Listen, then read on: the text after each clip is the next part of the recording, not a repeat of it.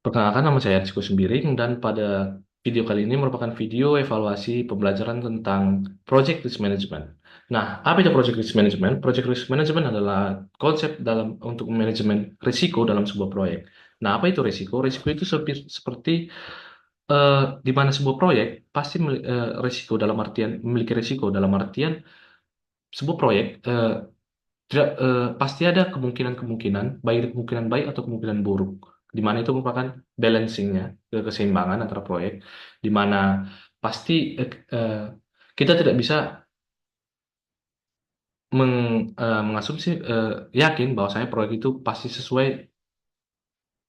berjalan sesuai rencana, sesuai tujuan, 100%. Pasti ada kemungkinan-kemungkinan bahwa proyek itu akan gagal. Nah, risiko tersebut yang harus dimanajemen supaya terdapat pengendalian jika misalnya risiko tersebut gagal, dan atau misalnya rencana cadangan yang untuk bisa dilakukan untuk membackup kegagalan tersebut supaya tujuan tetap tidak rugi, tidak gagal total, dapat lebih berhasil, dapat tidak sepenuhnya gagal tapi dapat mencapai keberhasilan juga, tidak lari dari tujuan. Nah, yang pertama adalah konsep negatif risk, yaitu kemungkinan kehilangan atau cedera. Risiko negatif melibatkan pemahaman masalah potensial yang mungkin terjadi dalam proyek dan bagaimana mereka dapat menghambat keberhasilan proyek. Itu adalah seperti bentuk asuransi, itulah investasi. Nah, risiko itu bisa positif, mengakibatkan hal yang baik. Nah, ini yang disebut sekarang peluang. Ini yang seperti saya jelaskan tadi, balancingnya itu ada kemungkinan negatif dan ada kemungkinan positif.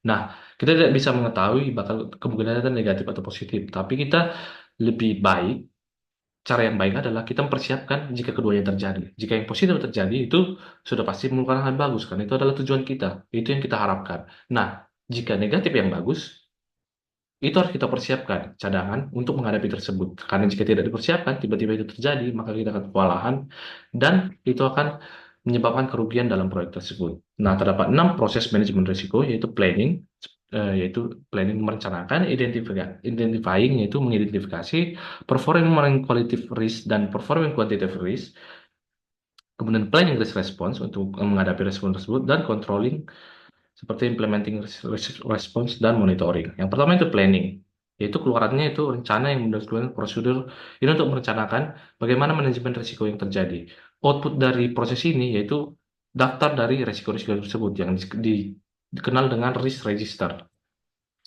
Yaitu yang di planningnya itu seperti rencana cadangan kegagalan dan dana cadangan. Rencana cadangan itu seperti tindakan yang ditentukan sebelumnya jika kegagalan itu terjadi. Cara kegagalan juga sama seperti rencana cadangan, berdampak tinggi pada pemenuhan tujuan proyek yang diperlukan jika upaya mengurangi risiko itu tidak efektif. Dana cadangan adalah karena merupakan dana budget itu merupakan hal yang krusial, jadi dana cadangan itu seperti dana tidak terduga yang jika hal-hal yang tidak terduga tidak sesuai anggaran awal terjadi, maka dana cadangan dapat digunakan. Kemudian kategori risiko risiko itu dapat dikategorikan beberapa kategori, yaitu market risk, risiko secara pemasaran, finansial, secara keuangan, teknologi secara teknologi, kemudian secara people atau human resource-nya, dan struktur atau prosesnya. Nah, ini jika di breakdown dalam strukturnya, itu project itu ada beberapa aspek, yaitu bisnis, technical organization, dan project management, lalu terdapat sub-subnya lagi. Nah, ini jika di knowledge area dijabarkan ada integration, scope, time, cost, quality, human resource, communication, risk, dan procurement dan stakeholder. Kemudian yang kedua, mengidentifikasi risiko. Itu memahami peristiwa potensial apa yang mungkin merugikan atau mungkin merugikan proyek tertentu. Nah, alat dan teknik yang ini dapat meliputi brainstorming, DLP teknik, interviewing, dan SWOT. Brainstorming itu seperti bertukar pikiran, yaitu berusaha menghasilkan ide atau menemukan solusi atau untuk masalah tertentu dengan mengumpulkan ide secara spontan tanpa penilaian.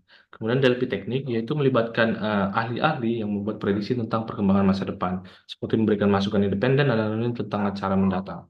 Lalu kemudian interviewing yaitu pencarian fakta mengumpulkan informasi secara langsung, mewawancari orang-orang yang mengalami proyek dan merupakan alat penting untuk mengidentifikasi potensi risiko. Kemudian SWOT yaitu yang sering dibahas sekarang, yaitu tentang menggunakan 4 aspek, yaitu strength, weakness, opportunities, dan threats, mengumpulkan aspek keempat aspek ini dari sebuah proyek tersebut, dan menganalisis apakah risiko-risiko apa yang dapat terjadi dari keempat aspek tersebut. Kemudian yang saya jelaskan tadi, daftar risiko yang dikenal dengan risk register, di mana komponennya ada berikut seperti number, rank-nya, namanya, deskripsinya, kategorinya, penyebab utamanya, kemudian pemicunya, potensialnya, dan orang yang berpenanggung jawabnya, kemungkinannya, dan statusnya, bagaimana, apakah sudah dikelola atau belum. Nah, seperti ini contohnya, ini semua aspek tadi dijabarkan ini, dan ini adalah list-list risiko yang akan didaftarkan. Kemudian itu performing kualitatif dan kuantitatif. Yang pertama kualitatif, yaitu menilai kemungkinan dan beberapa risiko yang teridentifikasi untuk menentukan besaran dan prioritasnya. Yaitu ada istilah probability dan impact matrix, mencantumkan probabilitas risiko yang terjadi di satu matriks atau sumber pada bagan, yaitu membuat daftar risiko. Nah, seperti ini contohnya, mungkin langsung ke contoh saja. Ada probability dan impact diukur, yang mana high, medium, low, low, medium, high. Nah, ini adalah nomor-nomor risikonya. Jadi ada risiko-risiko yang kelompokkan, probability-nya high atau low, impact-nya high atau low. Nah, jadi ada 12 risiko dikelompokkan di kelompok yang mana. Ini juga sama, namun dalam grafik yang berbeda, yaitu probability and failure dan konsekuensinya. Nah, dikelompokkan juga dia di sebelah mana. Kemudian ada top 10 risk item tracking, yaitu eh, analisis risiko kualitatif yang membantu mengidentifikasi risiko dan menjaga kesadaran akan risiko masa proyek. Kemudian watch list, daftar pantauan, daftar risiko yang memiliki prioritas rendah, tapi masih teridentifikasi sebagai risiko potensial. Seperti yang contoh yang di luar-luar ini tadi.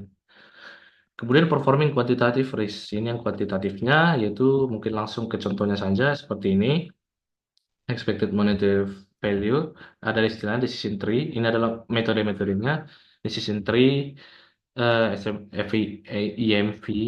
Nah, seperti ini contohnya, decision itu, jadi di decision itu dijabarkan kemungkinan-kemungkinannya itu, seperti proyek 1, proyek 2, kemudian dari proyek 1 juga kemungkinan probability-nya apa lagi, yang 20%-nya bagaimana, 80%-nya gimana, lalu disesuaikan dengan waktunya, outcome-nya, maka menghasilkan EMV-nya itu. Jadi kuantitatif ini pendekatannya lebih ke kuantitasnya, berbeda dengan kualitatif tadi. Kuantitatifnya lebih ke angka, ada nilai absolutnya. Kemudian dari istilah simulation, menggunakan representasi atau model dari suatu sistem untuk menganalisis peralihan kerja yang diharapkan dari sistem. Ini seperti prototyping, yaitu mensimulasikan langsung, proyeksikan langsung, supaya kita langsung tahu, bisa menganalisis secara nyata, semi nyata, apa sih risiko-risiko yang dapat terjadi. Kemudian adalah step of Monte Carlo analysis, yaitu menentukan nilai rentang, menentukan distribusi, jalan analisis, dan mengulanginya. Seperti contoh ini, ada grafik tentang sampel count dan completion date. Nah, ini dapat dianalisis dari probabilitasnya, tanggalnya juga.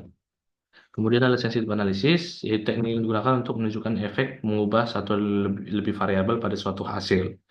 Contohnya ini budgetingnya, dan ini jumlah yang terjual. Nah, di mana dia yang bersinggungan kurvanya itu. Kemudian yang kelima adalah planning risk response. Ini adalah konsep tentang respons dari risk tersebut. Jika risk kan tadi sudah diidentifikasi, namun kan tidak mungkin dibiarkan begitu saja. Ini adalah bentuk responsnya. Bagaimana kita menanggulangi? Ada 4 jenis strategi respons utama untuk yang hal negatif, yaitu yang pertama untuk negatif tersebut, karena ada dua risk kan, negatif dan positif. Yang pertama negatif, respon-responnya itu ada 4 strategi, yaitu avoidance, menghindari, acceptance, menerima, transference, memindahkan, mitigation, dan mengurangi atau meringankan. Lalu untuk yang risiko positif ada 4 juga, yaitu eksploitasi, memanfaatkan risiko tersebut, share atau sharing, membagikan, adjustment, meningkatkan lagi, dan acceptance, menerima juga, sama seperti ini pada negatif tadi. Kemudian ada residual dan secondary risk. Penting juga mengidentifikasi risiko residual dan sekunder. Residual itu artinya risiko yang tersisa setelah semua strategi respons diterapkan. Di mana strategi ini juga memiliki risiko-risiko lagi. Ini yang lebih, dan risiko sekunder yaitu akibat langsung dari penerapan respon risiko. Ini merupakan hal yang sama. Kemudian yang terakhir yaitu controlling risk, yaitu bagaimana mengelola risk tersebut. Di mana kan ada banyak risk dan ada pasti kita merencanakan banyak respons juga dari setiap risk tersebut. Jadi semua itu harus dikendalikan, dikontrol, mana apakah risk-risk tertentu sudah direspon dengan baik dan hasil responnya itu bagaimana, apakah menjadi baik atau tetap menimbulkan respon yang sekunder tadi atau residual tadi. Nah, using software yaitu seperti karena scope kita adalah project IT, yaitu kita menggunakan software untuk mengassist project risk management seperti untuk mendata lebih ke pemudahan fasilitasi sistem informasi. Lalu research of good project risk management, di mana jika project risk management itu diimplementasikan dengan baik, makanya terdapat banyak pekerjaan yang proyek itu akan berhasil baik dan hasilnya itu akan sesuai kebutuhan dan memuaskan. Jadi manajer proyek harus berusaha untuk membuat pekerjaan mereka terlihat mudah untuk mencerminkan hasil proyek yang dijalankan dengan baik. Sekian materi tentang project risk management. Sepertinya saya ucapkan terima kasih.